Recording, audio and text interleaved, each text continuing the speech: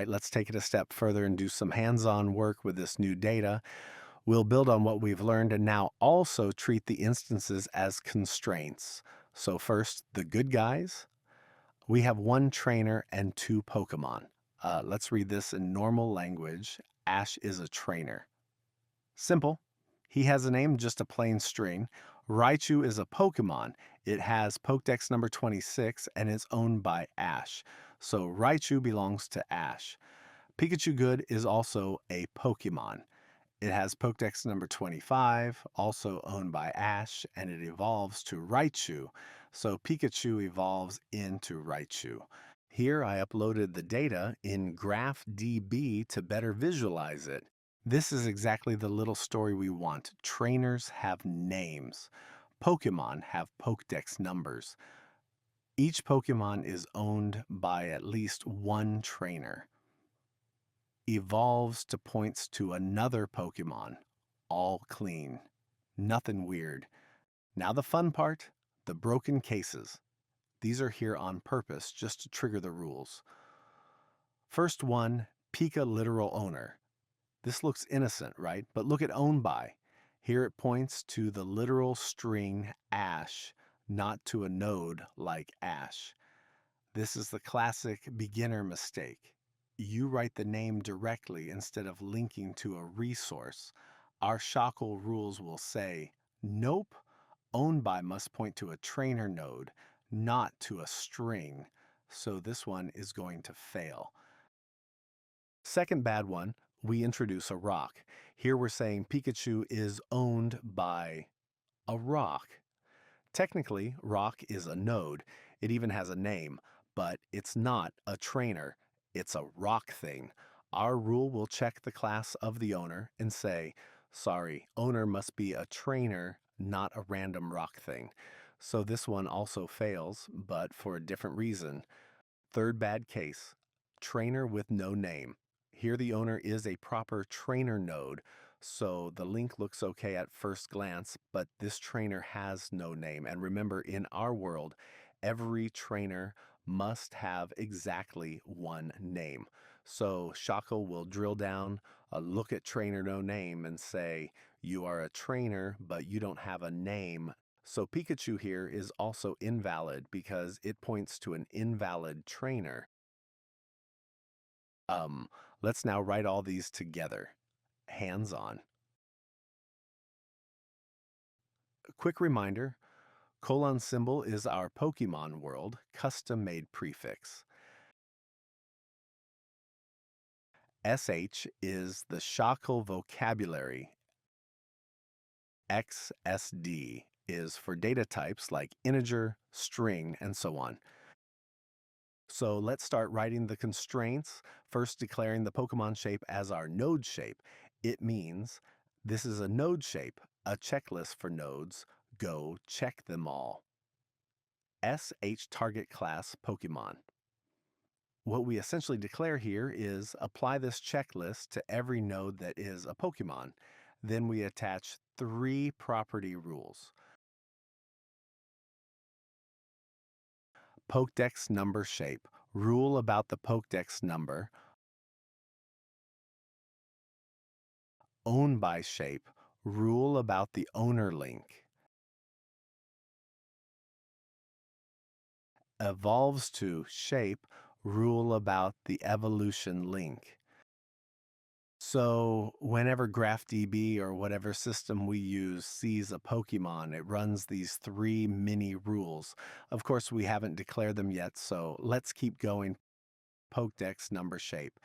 This is a simple literal rule. You've seen this style before in the previous videos. If I were in your shoes, I'd pause the video and do it myself. The constraint is this. Every Pokemon must have one integer Pokédex number. Pause the video now. Or I pray you get an ad. Okay, let's do it now together. The property is Pokédex number. It must be an XSD integer. And there must be exactly one. The next one is the star of the video, the own by rule. Let's break it slowly and see what is new here. First, SHPath owned by. This simply means we are talking about the owned by property. This rule applies to whatever is in owned by. Next, SHNode kind IRI.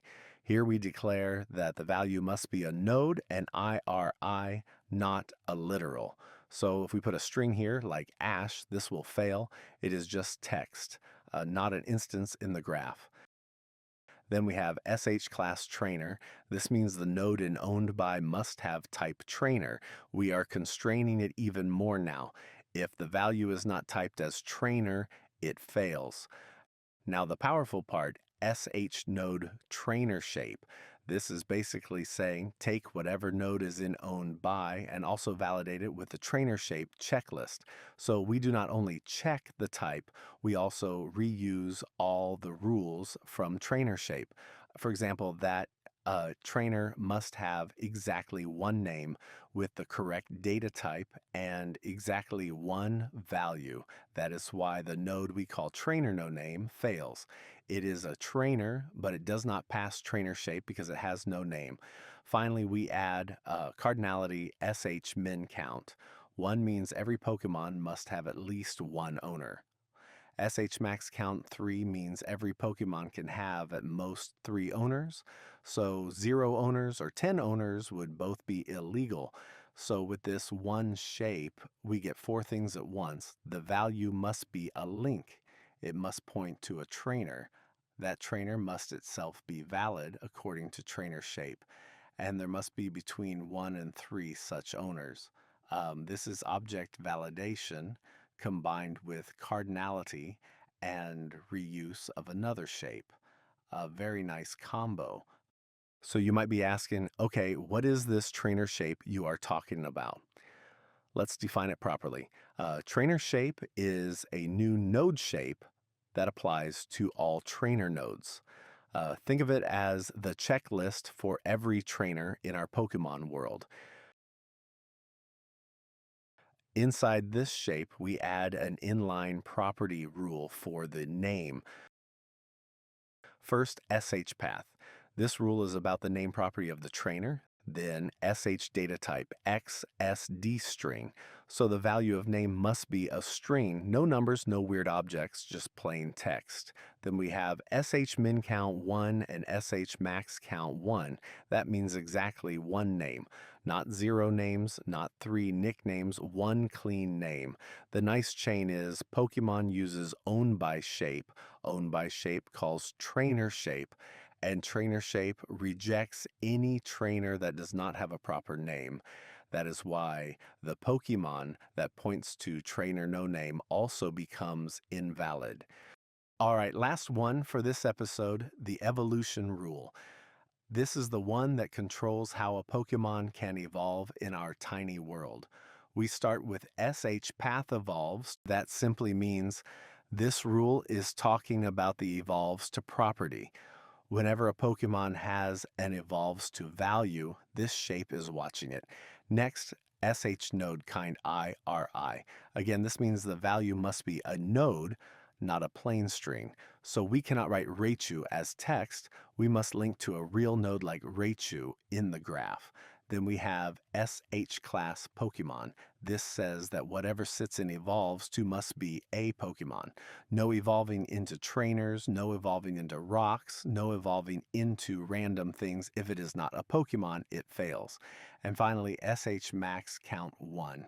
At most 1 evolution. So in this simple example, each Pokemon can evolve to 0 or 1 other Pokemon, but not to 3 different ones in parallel. No crazy branching multiverse here, at least not yet.